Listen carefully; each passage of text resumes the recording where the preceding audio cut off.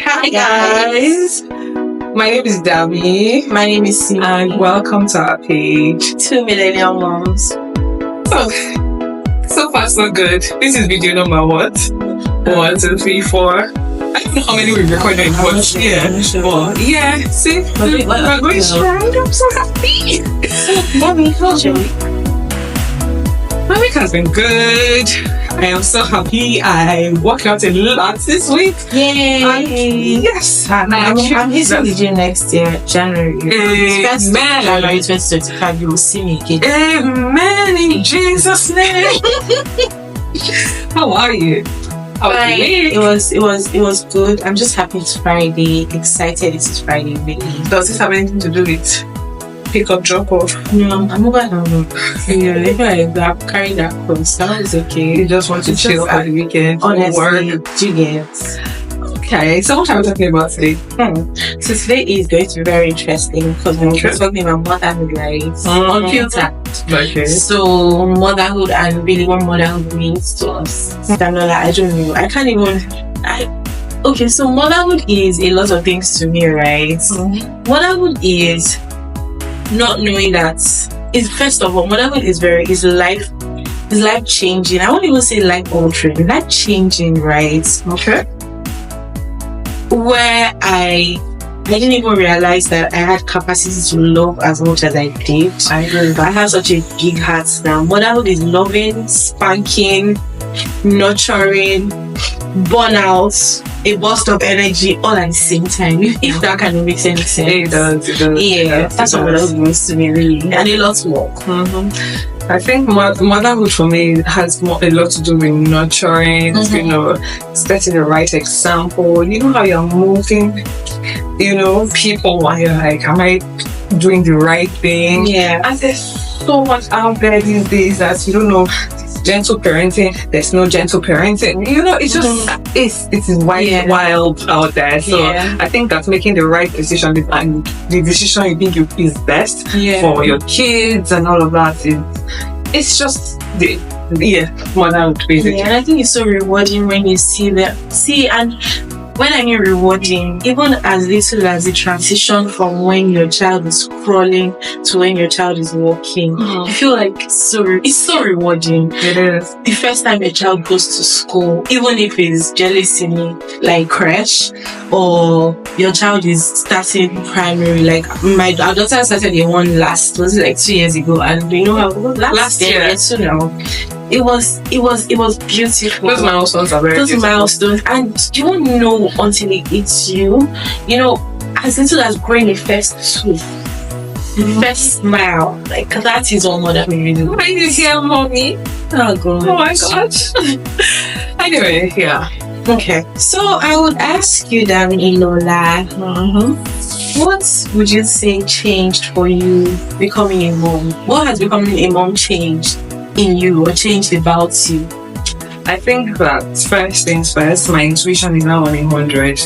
Like, girl, if there's anything more than 100 to show you how high my intuition is, and I follow it very often, and it's always so weird and random, like things that you will just know when something is wrong.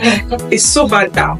When my child is awake at 3 a.m., either I wake up 5 minutes before 3 a.m. or I wake up it's so weird. I will just wake up. I will just know. It's just my intuition as a mother is on another level. And I will say that I didn't know I had the capacity to love so much, to keep giving. Like sometimes I'm like, is there anything more? The kind of sacrifices I make, and the length that I will go through. Like I didn't even know these things were humanly possible, and now I understand how mothers, how my mom, how I understand how they feel, how they felt, and I understand the things that they do and why they do it now. So yes, all of that has changed about me. Like I am a totally different person from before I had children. I can't know that. What changed about you? It's very similar to what you said, right? I feel like motherhood has made me a lot more selfless. I didn't like you think that I had capacity. You know how you have your first child and you're like, okay, this is all the love I can give. And then the second one comes and you're like, oh, I still have more love to give. It has made me very selfless. Motherhood has also made me very I've had so much anxiety. I won't say fear because I'm a Christian, right? But motherhood has given me so much anxiety. It's so bad that I'm so extra careful about little things. I get really paranoid. Like, is everything okay? And it's not really within my control. Again, thank God I'm a Christian. I know that God kind of, at the end of the day, we're not trouble. God kind of nurtures us all, and then God's hands really. And then another thing motherhood has done for me, it has helped me prioritize more, even down to my health. I want to be more healthy because I know that a healthy me is a healthy child, a healthy home, and a healthy family. So I'm very, very, very health conscious now. I'm very particular about things like holidays. Like, holidays mean a lot to me because I want to make memories. I liked holidays before, but holidays to me then was just to travel, shop, but now I really want the experience with my kids. I want to make them have good time.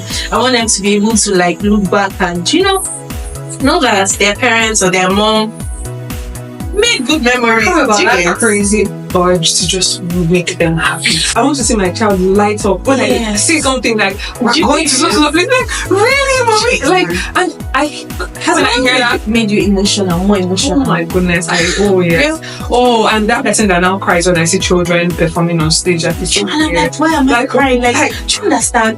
They're in school, they're doing something fun, and they're on stage. Not necessarily my child. Yeah, exactly. Or maybe they're even singing national anthem. I'm getting emotional. Me too. Like, when they're presenting on stage in church, I'm like, why do I feel this way? Like, even other people's kids. Oh no, I felt like something broke in me. Like, down. Yes. Like, and I think motherhood also makes you have more empathy.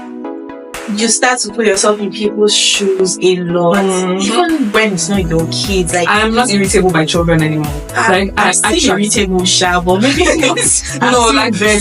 When I see other kids, I feel for the mother more than anything. Like, except like, exactly. I'm like, oh gosh, I can imagine what this parent is going through right now. So that's changed about me as well. But motherhood is beautiful. It is. So would you say that after kids, did you lose your groove, and what did you do to get it back after children? And did you feel some type of way? Did you feel like you were missing out? So with my first child, so I have 2 kids, right? And I think it's normal for people. So with my first child, that happens to be like guinea pig, experimental child. I definitely felt like, I'm missing out. I'm missing out on work because in the couple of months, like, how you're breastfeeding, that period where you cannot walk, I felt like I was missing out a lot of work. I felt like I didn't really have a life. I had a routine, and I got tired of that routine of wake up, feed, the sleep, wake up, feed, sleep, change diaper. But then with my second child, I started to understand that, look, this happened the first time. After max 6 months, I'm back on my feet. I'm back to work. I'm back to living my life. I even snap back. So I didn't beat myself up as much with my second child as much as I did with my first child. How about you? So for me, because I had to go back to work anyway, and our maternity leave is like 3 months. Okay. So I felt like time was ticking already, so like there was a lot of pressure, and I wanted my child to be okay without me. I didn't feel like I was missing out on anything. I have a question though. For your spouse, right? He just had a child as well. How were you able to balance, especially with your first child? I feel like them two, they become OGs in parenting when they have like 2, 3. But with that first child, like, how are you able to balance attention, right? Giving your child attention and giving your spouse attention, the attention that we know that they need.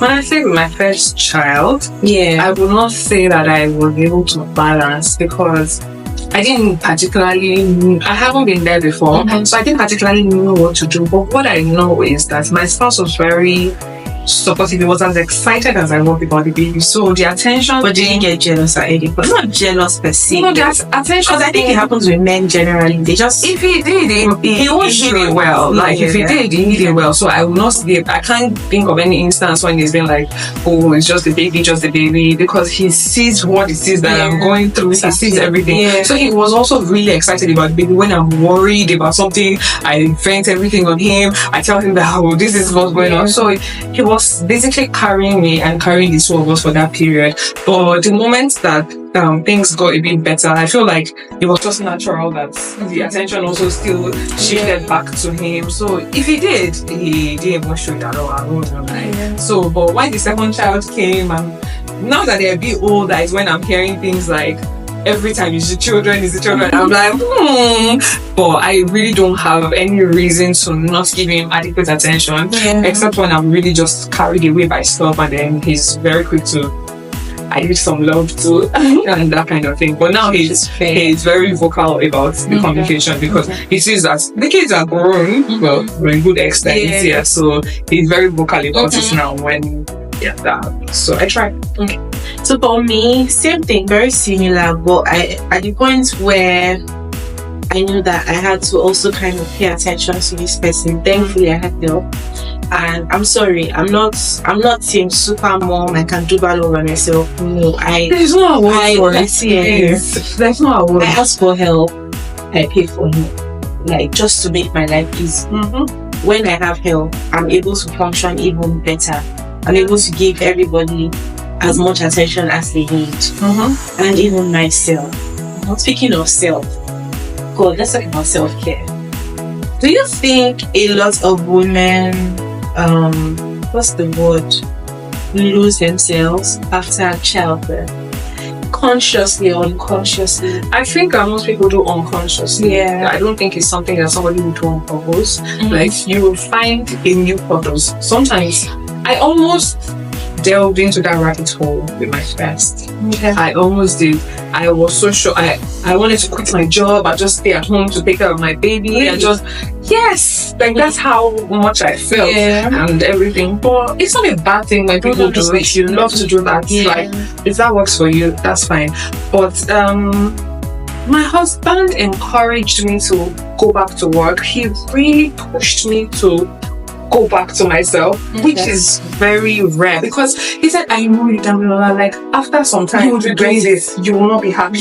So he pushed me, he's like, go to work. And luckily for me, he's running his own business, so he's at home a lot. He's like, I'm also here with the baby. There's help. There's also my mom that is very around. There's we have a nanny. Like, there's also your mom that comes in every other time. Like, just go back to work. And after you're at work for some time and you see that, okay, I absolutely really still want to be my baby, then you can decide to declare it. But don't decide while you are still there's that excitement that is making you feel like, but I need to be my child 2/7. You will get tired. Some people don't. Some people make it a lifestyle at the end of the day and everything. But I think that's when you have support, when you have help, it's easy to also still look at yourself and still pursue yourself. And when you lose yourself comes from when you don't think about yourself, you start forgetting to make your hair, you don't do your nails, you don't like little things that you do for yourself. Literally burn out. You don't know when you're very down all the time. I think that getting help is a form of self-care. Oh my God, it is. I think it's the ultimate self-care. Because you cannot self-care without help. Let's be realistic. Because where would you put your baby? And it depends. Some people, their spouses are like, they do 100%. But no matter what, at least one person has to work for the family. So if you are the one at home all the time, at what point do you get time for yourself? I understand people that are in countries where they don't have a choice. Or let's talk about where we are and what we see around us. So for me, right, I would say that self-care is not luxury. And I think there's a lot of misconception around self-care. So you get self-care, you're already thinking, I don't have money to go and do spa, but it's so basic. It's as little as just a routine of, before I go to bed, I will have a bath. I will smell fresh. I will look good when I'm going out, even if it's just being dropped up in the school pick up in the afternoon. I will look good. On Saturdays, I would lie in bed and watch a nice movie after I have settled my kids. I will take myself out to eat something nice once a month. It doesn't have to be the big things. That self-care goes a long I think so way. as well. Like, self-care is even good for your mental For your health. mental health. Everything, for the overall well-being of the... You cannot pour from an empty cup. Yes. You can't. It's Like, not possible. if You think you can, but you You know can't. that self-care can be as little as every day. Take a walk. Self-care for me right now is me working out. That's one escape route I have found for Self-care myself. for me is eating a very nice meal. Like literally deciding that today I will Oh, I do that as something well. amazing and I do that as well. and eat it well without feeling any form of guilt. So, sometimes Self-care for for me me is drinking water, keeping my skin very fresh, I find minding my business. sometimes for me it's also the little things like I don't like to do my nails all the time. It makes me uncomfortable sometimes. I don't like to do my lashes all the time. I'm a very simple, easy girl. Yeah. So but every now and then I just do it to just make myself feel good. I get you. I do it once in a while and I'm like, yes, I look good. I love it. I smell good. Yes. Yeah. Perfumes. Some people have a shrine of perfumes, like that's how they self-care and all of those things. But it's fine. It works. You realize that when you're facing burnout, you're not the best version of yourself to your kids. That's when you start to kind of transfer aggression. Yeah. Your kids just start to tick you up at very little things. Yes.